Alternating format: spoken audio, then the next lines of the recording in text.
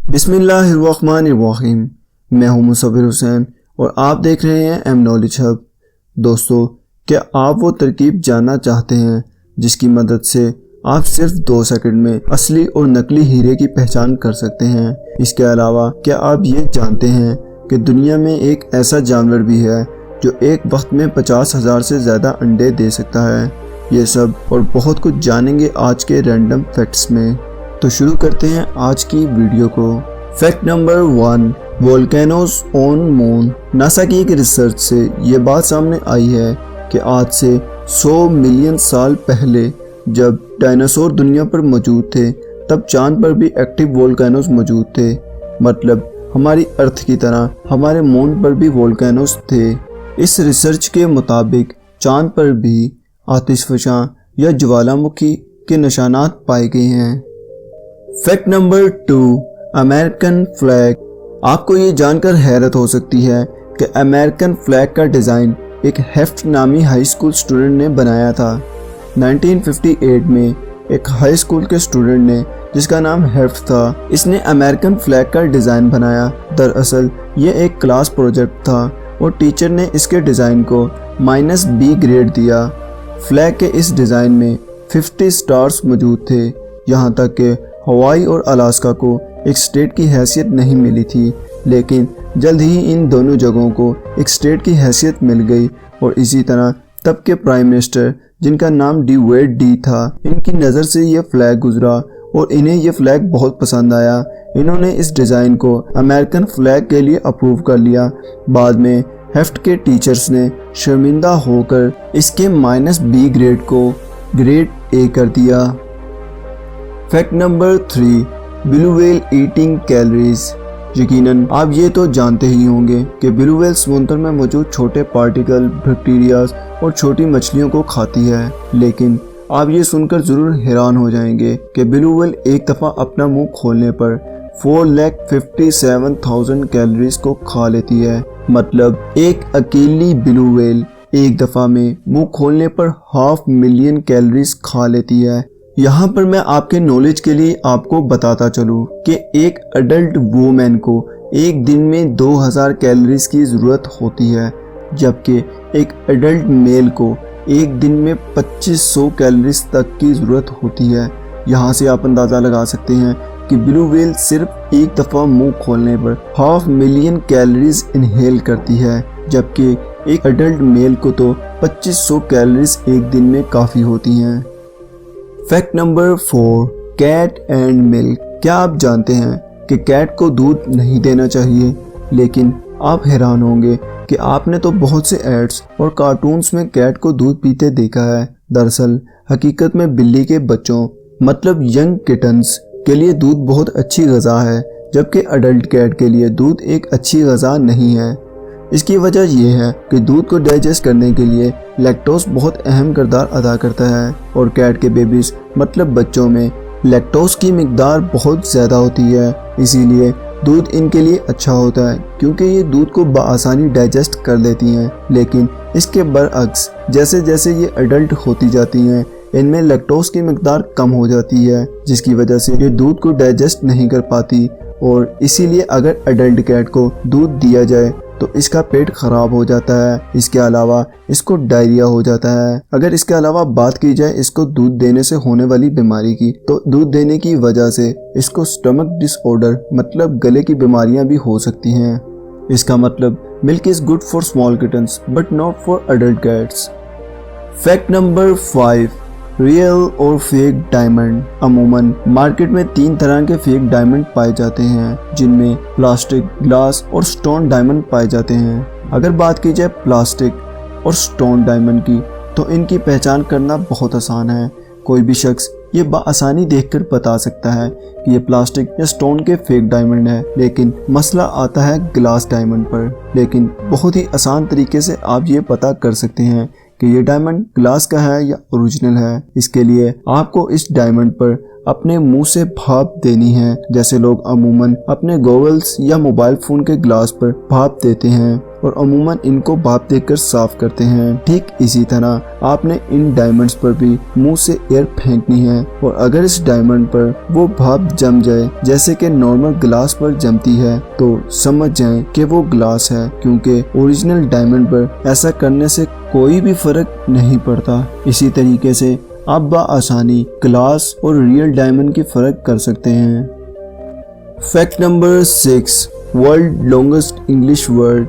अगर बात की जाए दुनिया के सबसे लंबे इंग्लिश वर्ड की तो इसमें 1,89,819 लेटर्स आते हैं। अगर इसको ऊंची आवाज में बोला जाए तो इसको बोलने में तकरीबन 3.5 घंटे का वक्त लग जाएगा। इसी वजह से मैं तो ये लफ्ज नहीं बोल सकता, लेकिन आपको ये गूगल पर बआसानी मिल जाएगा और मैं आपको इसका निकनेम बता देता हूँ ताकि आप बआसानी इसको गूगल से ढूंढ सकें। तो इसका निकनेम है टाइटिन और इसका फुल फॉर्म 1 लाख से ज्यादा लेटर्स पर मुश्तमिल है, जिसकी वजह से इसको वर्ल्ड लॉन्गेस्ट इंग्लिश वर्ड का टाइटल भी हासिल है। Fact number 7, 421 words for snow. जी हाँ, 421। आपको ये मजाक लग सकता है, लेकिन स्कॉटलैंड एक ऐसा मुल्क है जहाँ सिर्फ स्नो, जिसका मतलब बर्फ है, इसके लिए 421 मुख्तलिफ नाम मुख्तस किए गए हैं। मतलब 421 मुख्तलिफ नामों से आप बर्फ को बोल सकते हैं, मिसाल के तौर पे स्नीजल, स्विरल वगैरह। Fact number 8, dogs sniff. Viewers, क्या आप ये जानते हैं कि डॉग्स नॉर्मली अपनी राइट नोस्ट्रिल मतलब नाक के राइट होल से सूंघते हैं। अमूमन डॉग्स किसी चीज को सूंघने के लिए अपनी नाक के राइट नोस्ट्रिल का यूज करते हैं। ये ज्यादातर अपनी नाक की राइट नोस्ट्रिल का यूज किसी सिग्नल्स को कैच करने या फिर डेंजरस चीजों की स्मेल लेने के लिए इस्तेमाल करते हैं। इसके बरक्स ये अपने लेफ्ट नोस्ट्रिल का यूज खुशगवार चीजों के लिए करते हैं, जैसे कि इनका फूड या फिर इनके मैटिंग पार्टनर्स। अगर आसान लफ्जों में बात की जाए तो डॉग्स अपने नाक के राइट होल से तब स्मेल लेते हैं जब उन्हें कोई डेंजरस चीज़ नज़र आए और उसकी स्मेल लेनी हो, या फिर नॉर्मल रूटीन में किसी चीज़ की स्मेल लेनी हो। इसके बरक्स वो अपने नाक के राइट होल से स्मेल तब लेते हैं जब उन्हें किसी खुशगवार चीज़ की स्मेल लेनी हो। Fact number 9, thousands of eggs at a time. Viewers, आपको बताता चलूं कि फीमेल ऑक्टोपस एक दफा में 56,000 एग्स देती है और एक मदर ऑक्टोपस इन एग्स के 6 मंथ तक प्रोटेक्शन भी करती है। इसके अलावा जब इन एग्स में से बच्चे बाहर आते हैं तो इनमें से एक बच्चे का साइज एक चावल के दाने जितना होता है।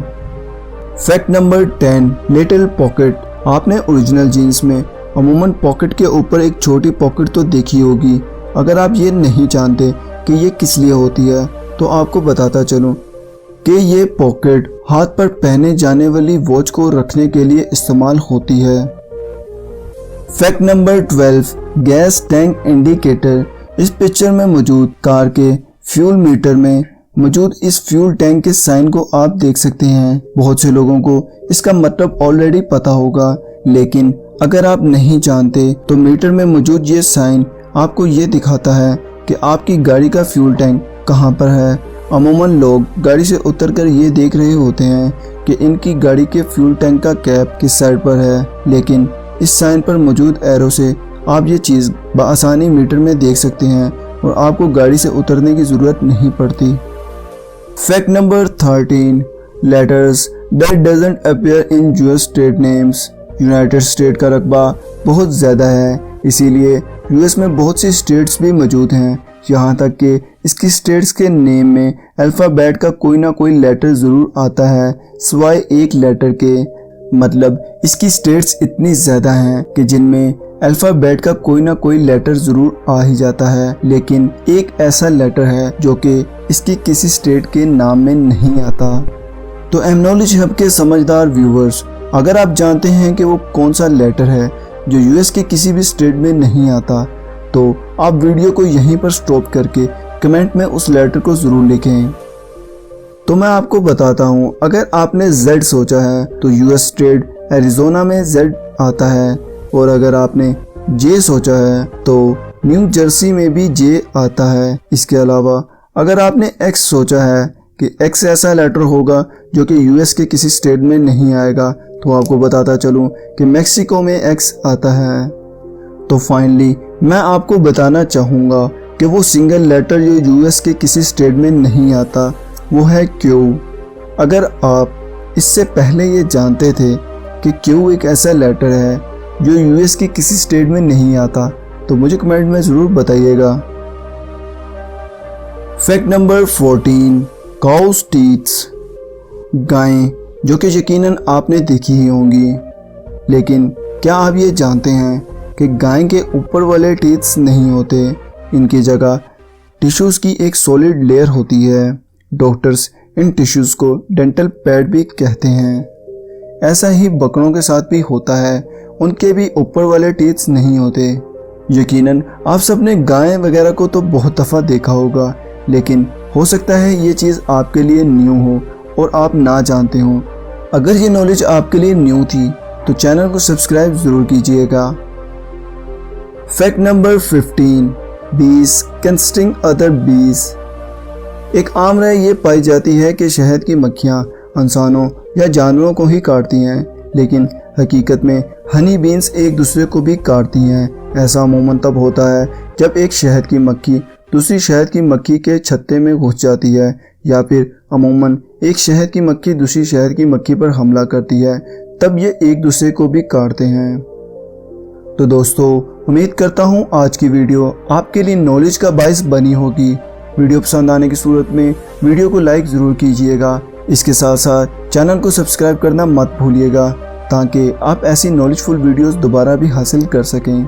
तो मिलता हूँ आपसे एक और नई वीडियो में, तब तक के लिए अल्लाह हाफिज़।